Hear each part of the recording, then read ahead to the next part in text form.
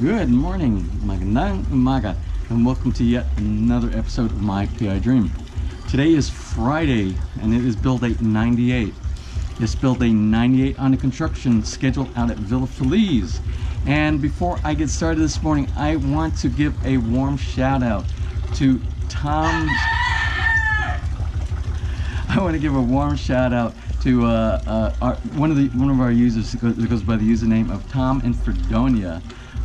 And he and his lovely wife Marina are celebrating their 5th anniversary today.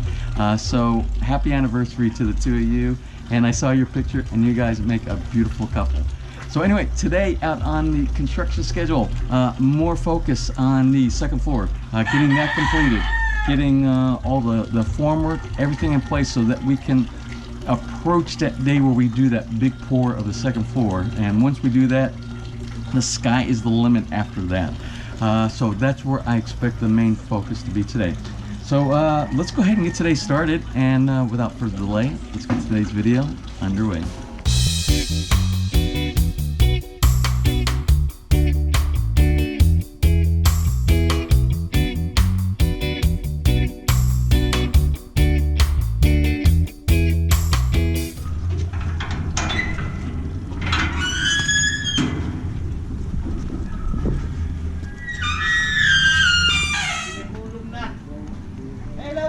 Hey Roy, how are you this morning? Oh! Making the rice. You're preparing. Hey, good morning, Michelle. Ah! I am late. I had so many user comments that I had to deal with this morning. There were, it took me all morning. Then of course, you know my wife. She's like, I'm like, all right. I'm like, yeah, she's the one. I'm like, all right, babe, I have to go. I have to get into work. And she's like, and then she'll talk. And I said, all right, babe, I have to go into work. And then she'll talk. What's So, that then? coffee grounds. This is for my garden. Eggshells and coffee grounds. Yes. And you're taking charge of the. So his memory is as bad as mine. Yeah. All right. Memory gap. Yeah, I know. Because if I ask him to remind me about the bread or the eggs, I come up and he never reminds me, and I go, and then I got to come back. I will prepare. I need eggs today. I have no 10 eggs. 10 eggs. Yeah, the big one. All right. I know I can depend on you. This guy over here. This guy over here. Not so much. Not so much. I'm going to prepare your big eggs. Yeah, the big egg. Okay. Good morning, magandang umaga. How's everybody today? Fine. Fine. Always fine. I know. I told my wife last night, I said, you know, Tess said she eats 4 cups of... 3 cups only. And she said, no, she's telling you cooked rice, not uncooked rice. I said, Cooked rice. oh, Yes, okay. cooked rice. Yeah. So what are you making today for dinner? Turtle talong. Oh, I'm there. 2. All right. No, you don't even have to ask that question. I always have it for red. All right. I'll see you later. Have a great day, guys.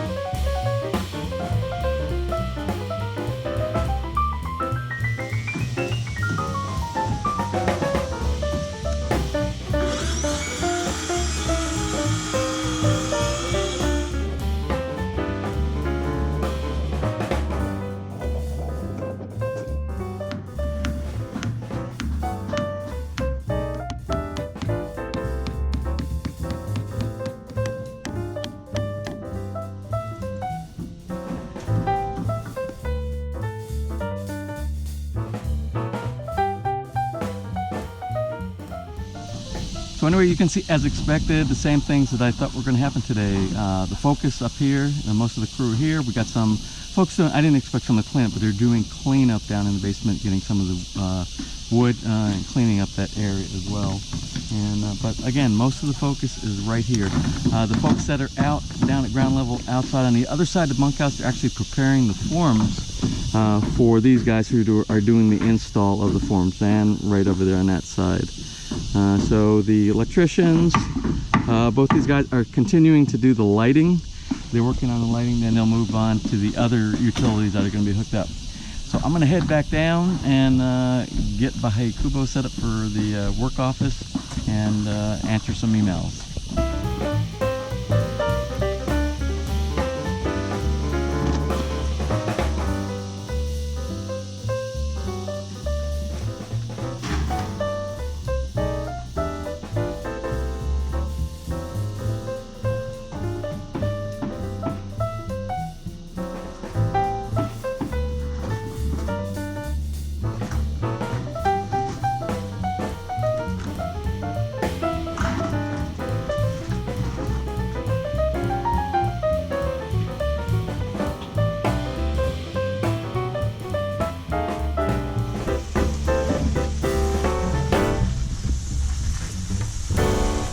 Something I'd like to bring up today is I get the question asked all the time, and no matter how many times I answer the comments on the comment section, I still get the comments keep coming over and over again. So maybe I'll talk about it sometimes while I'm actually out here on the job site on the video of the day. So you see all these plants that I have around Bahay Kubo here, the coconut trees, the papaya, the mango, the oh, I can't even pronounce some of the names of some of the plants that I have here. Anyway, the folks that have been following me for a long time, they saw when we put when I put these in at the very beginning, which was not really that long ago, maybe three and a half months ago. We started putting I think the coconuts. The coconuts were the first one, and but these are not the final resting places. This is like a plant nursery right here, because all this land, all this here, you see these piles of dirt? Even underneath this pile of dirt here where the base is, the ground level is still at least a meter, maybe 1.5 meters or something like that below that. So this whole lot has to be excavated at the end. We start getting towards the end of the build project of the house. And then at that point, we'll take the healthiest of the plants that we have here. Of course, I don't know, I've kind of lost count, 12 or 13 coconut trees here. And obviously you can't plant 12 or 13 coconut trees on this little bit of backyard space that I have here. This is going to be reserved for gardening and some shrubs and some small trees. But coconut trees, they become overwhelming, and they're dangerous when they're too close to your house. So we'll put some in some strategic locations in the back that will give us beauty and safety at the same time. But again, these are not the permanent resting places for all of these back here. Although I'm kind of enjoying this papaya being in this one location here, and I have the other one on the other side. We might end up leaving those right there. I don't know. But a lot of these, especially the coconut trees that I have planted inside, the seedlings, the coconut seedlings, they're in plastic containers. So I'm retaining the root ball so it doesn't actually start growing. Because if you looked at the very beginning when we started excavating, when we first took the coconut trees down from the footprint of the house, you remember those? We took down 3 coconut trees from there. And you saw the massive amount of root ball that they have inside there. And that's how you can understand when they have typhoons in the U.S., when you have hurricanes and things like that, why these things don't normally fall over. They bend. Cocoa lumber, cocoa wood actually is very flexible. You can see us walking on it when we're doing, it'll bend a little bit. So anyway, I hope that answers the question about why I have all these so close together next to Bahay Kubo back here.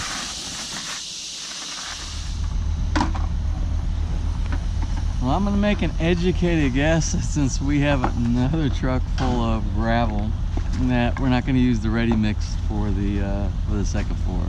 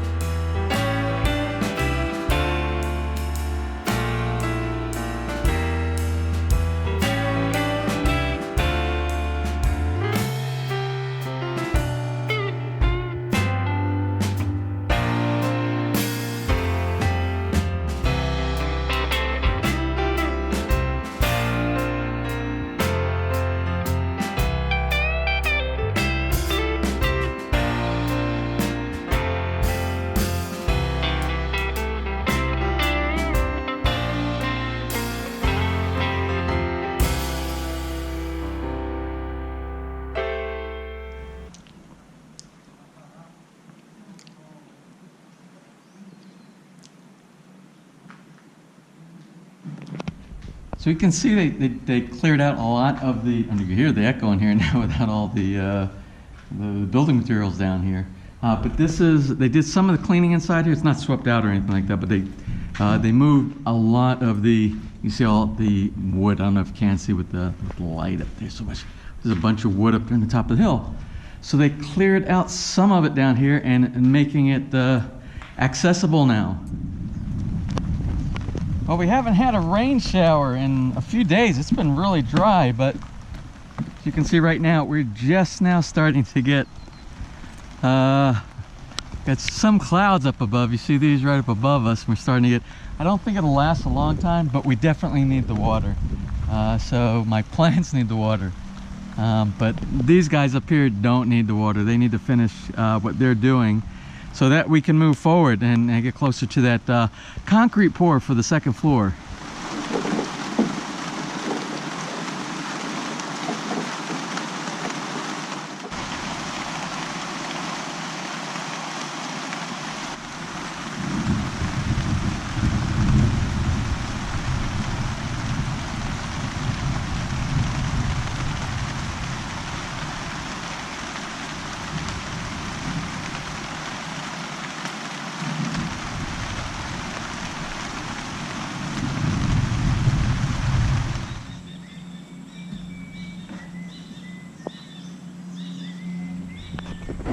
Well, the rain, it was only like a 15-minute rain. And look, the skies are already clearing up, so imagine everybody be back to work in just a minute or so.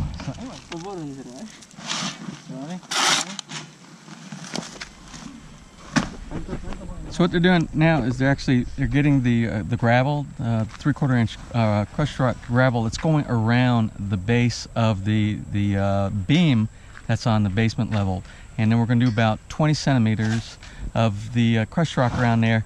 And my builder you saw over there, he's drilling.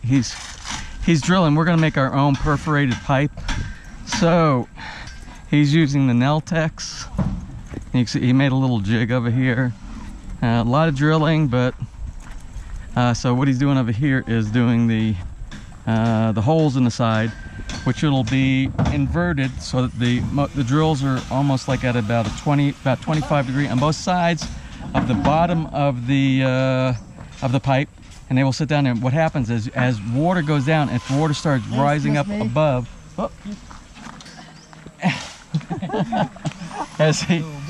as the water starts rising above the bottom of the perforated pipe, you don't want it to go to the top. You don't put the holes in the top. You put the holes at an angle in the bottom. They start filling up inside there, and then what the holes in the bottom will allow it to go inside the pipe, and they will follow the pipe and go out to the sewer system. So that's the whole concept behind preventing flooding at the base of the basement beams. What I want to explain to you now is our emergency water evacuation plan that we have in the event that we have, Noah's Ark, 40 days and 40 night kind of flooding that could potentially happen, and they do have a lot of rain here in the Philippines during rainy season. Of course, the basement here, as you know, is only going to be. I'm going to stand here, and grade level is right about here. All right. So that's where the ground level is. So from here, so basically where you see these blocks on the outside, 1, 2, 3, 4, 5, 6, 7, about 7 blocks is going to be actually exposed to the earth on the outside, and above that is you're above ground. But what we have to do is we have to protect water from penetrating any of this wall right here and along the beam on the bottom. So the measures that we're actually taking, and I've discussed these in earlier videos, but I'm going to re-emphasize those today because I can show a clearer view of what we're actually doing. So this wall right here of earth is not going to be here. All this is going to be removed, and we're going to be down to this level down here, because this is where the vehicle is going to go. It's going to be like a parking area prior to pulling inside the entranceway to the garage right here. So this whole area right here, there's going to be a trough here. There's going to be a trough, and it's going to have like galvanized steel cover, and water that goes inside there is actually going to go through a PVC pipe system that's going to go to the sewer system on the outside. We're going to follow it down the street where the grade level goes down to the point where we have a total downward slope, because of course, you know, water doesn't flow up, it always flows down. So we will make it to that point where we'll inject it into the sewer system. But there also is going to be, as the grade, pretend this is the driveway, and the driveway is going to go up to grade level, which is way out at the street level there. There's going to be 2 more of those troughs out there that's also going to do the same thing. So we have 3 layers of protection for water to go into a drain prior to actually making it to the garage itself. So we're going to say for some reason we have so much water and it makes it past that point, and is an emergency. We have an emergency and the water starts going over into the garage area. Well, this is another trough on the inside. This is a whole full trough right here, and this pipe right here that's covered up. That pipe also, it goes through the center of the garage floor, the slab, and it goes into a sump, but it doesn't open up into the sump. It doesn't drop water into the sump. It's a pass-through. But there's also an injection point into that pipe, that PVC pipe, for the sump pump to be able to, if for some reason, that's not enough to take care of it, and we do get water inside the basement, the sump pump is our emergency evacuation. It's our last-ditch effort to get water out of the basement. So there'll be a sump pump inside there. It runs over, there's a pipe underneath the ground that goes up to this area right here, and this is the power that's going to power the sump. And of course the sump pump is going to have a float inside there, so it will automatically kick on as long as we have electricity. Then if we don't have electricity, we have a generator room, and we'll hopefully we'll be here and we'll be able to turn on the generator and be able to move the water out in the event of an emergency. So anyway, that's that portion right there. So let's talk about what we're going to do to protect the outside of the house, the perimeter all the way around. So you see this crushed rock here? Well, we're going to have crushed rock here up about 20 centimeters all the way around, the crushed rock. Then we're going to lay pipe just like this. This is one of the pipes that my builder, he just, we're making our own perforated pipes here. It's hard to find this kind of stuff in some of the building materials around here. Like if you're in Lowe's or Home Depot or things like that in the U.S. or North America and things like that, they always have that. You can get that in stock, and you can do the flexible, or you can do the rigid. Well, we're going to make our own rigid. So what my builder did, you see the holes we have right here? He has right here all the way down. There's holes right there, and on the other side, he also has some holes. So you notice the holes are actually, they're not going to be on the top. They're not going to be on the top, and they're not going to be on the bottom. So what you do, this is going to act similar to we're going to say similar to a French drain, but not quite the same. So this is going to sit on top of that 20 centimeters of crushed rock, and then let's go ahead and look at it like it will line up inside. Hopefully we're not going to get this giant echo. So you see how you can see the light. That's good. We have light going inside there. So it'll be on the left side and the right side, not on the top and not on the bottom. So what will happen, the theory behind this whole thing is, as water starts rising, the water will actually go, it's kind of hard to hold. The water will rise up, and then it will go into the side. It could be a little bit further down on an angle. It doesn't have to be exactly on the side, and these aren't. And what will happen, as the water level rises up from a flooding event, the water will go inside these holes, and they will go down the center. And the center will act just like a regular trough, just like a regular pipe, and it will evacuate the water to your evacuation point, which is going to be our storm sewer system.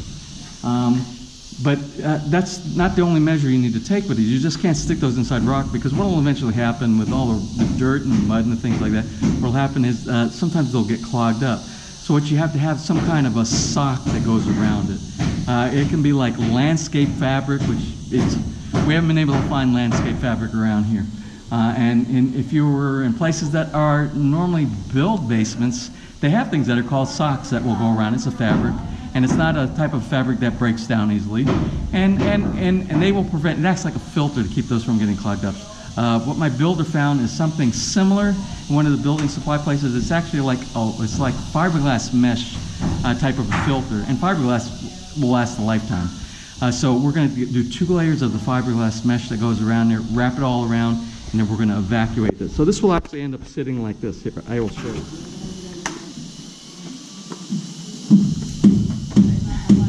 And then it will be covered on the top of it with the 3/4 push mark aggregate.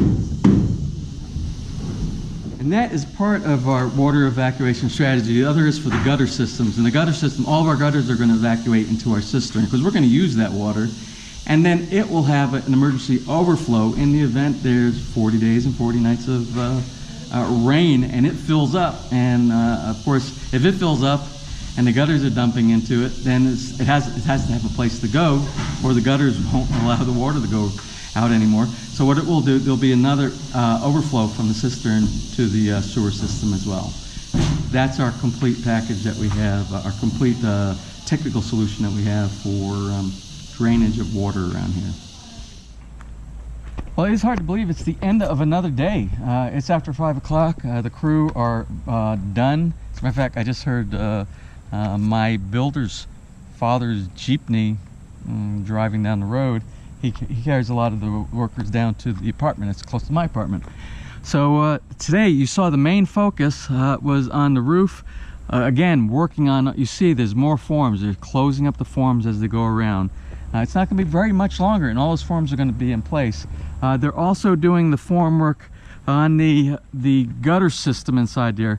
I believe I mentioned it yesterday. We're going to go into more detail about this really neat gutter system that we have here. But the gutter is actually it's not going to be aluminum inside there. It's going to take too long to talk about it right now, and it's at the end of the day. But they're actually going to be they're working on the form work for that as well. And I also spoke with my builder just now. Change 123. I don't know. Anyway, what I asked him, we have our home entertainment center is going to be inside the.